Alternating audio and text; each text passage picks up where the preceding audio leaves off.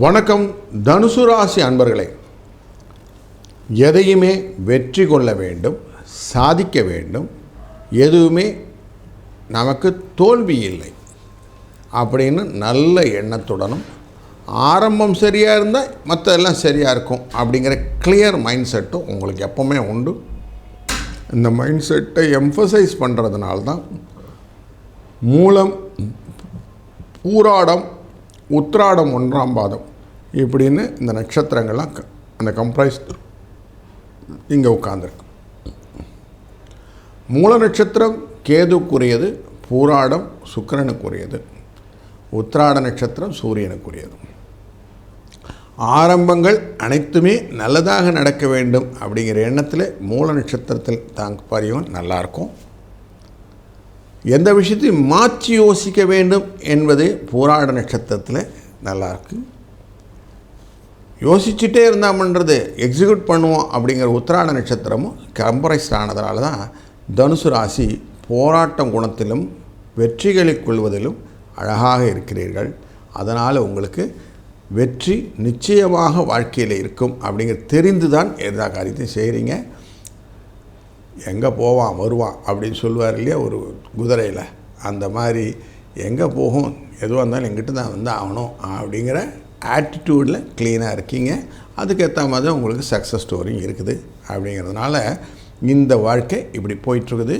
இந்த மாதம் ஜூலை எப்படி உங்களுக்கு அது சக்ஸஸ் ஸ்டோரி கண்டினியூ பண்ணுமான்னு பார்ப்போம்.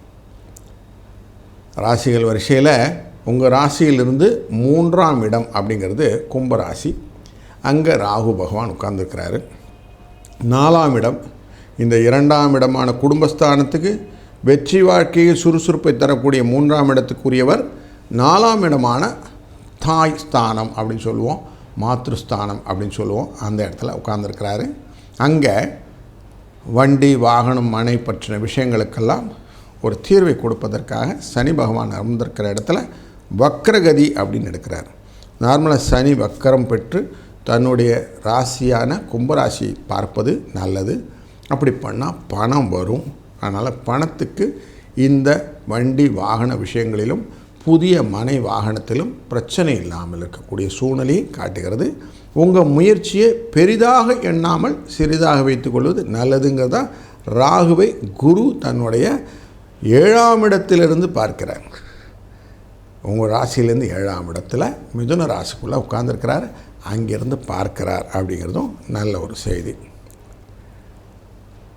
உங்கள் ராசியிலிருந்து 6ஆம் இடம் ரிஷபராசின்னு பேர். அந்த ரிஷபராசிக்குள்ளார சுக்கிர பகவான் ஆட்சியில் அமர்ந்திருக்கிறார். தேவையில்லாத கவலைகள் வருவதற்கு வாய்ப்புகள் நிறைய இருக்குது.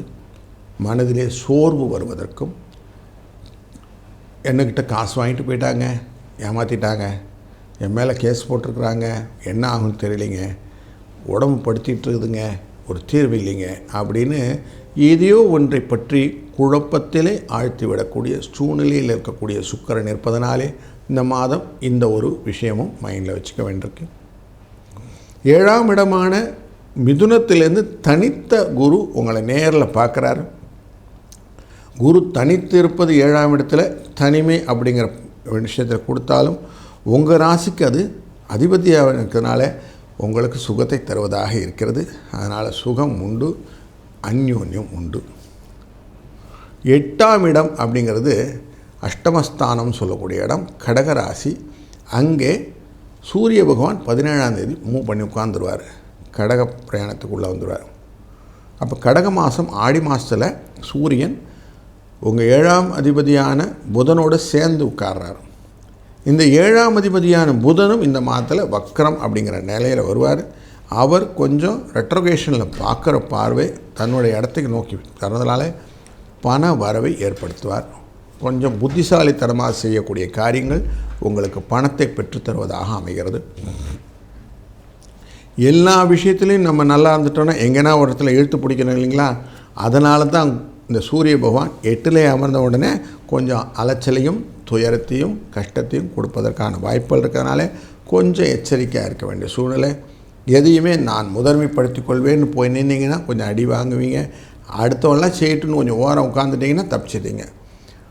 உங்களை உங்களாக பார்த்து கொள்ளுங்கள். தேவையில்லாமல் அடுத்த வேலையில் மூக்கு நுழைக்க வேண்டாம் அப்படிங்கிறத நல்லா மனசில் புரிஞ்சுக்கிட்டிங்கன்னா அந்த இடம் கிளியராக தப்பிச்சுக்கலாம். உங்கள் ராசியிலிருந்து 4க்குரியவன் 5க்குரியவனான இந்த செவ்வாயும் 12க்குரியவனான செவ்வாயும் அமர்ந்திருப்பது நல்லதொரு ஸ்தானமான 9ஆம் இடத்துல உட்கார்ந்துருக்கிறாரு.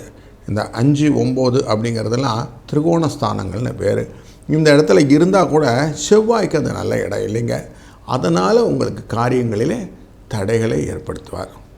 செவ்வாய்க்கு நல்ல இடம் இல்லைனாலும் தன் பார்வையாலே உங்களுக்கு ஹெல்ப் பண்ணுறதுக்கு 3ஆம் இடமான இந்த ராகு கும்பராசியை பார்க்கறதும் 4ஆம் இடமான மீனராசியை பார்ப்பதும் உங்களுக்கு ஓரளவுக்கு தைரியத்தை கொடுக்கும். சில காரியங்களெல்லாம் செஞ்சுடுவீங்க.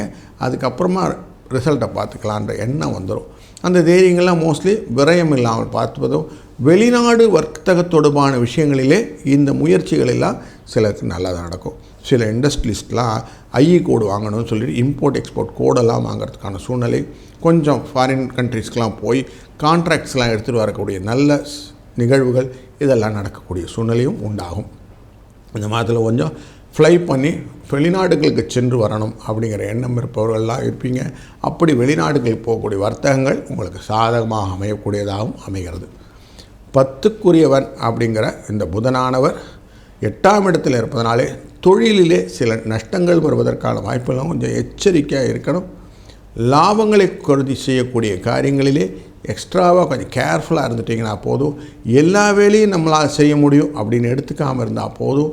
எல்லாத்துக்குமே நமக்கு சொல்லுவாங்க, அசாத்தியம் சாதக சுவாமின்னு அசாத்தியம் தவகும்பத அப்படின்னு ஆஞ்சநேயரை பார்த்து சொல்லுவாங்க.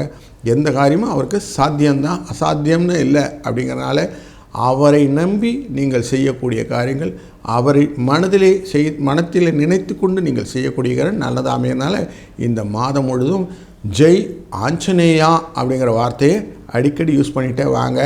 இந்த மாதம் நல்லது நடக்கும். நல்லதே நடக்கட்டும். வாழ்க வளத்துடன்.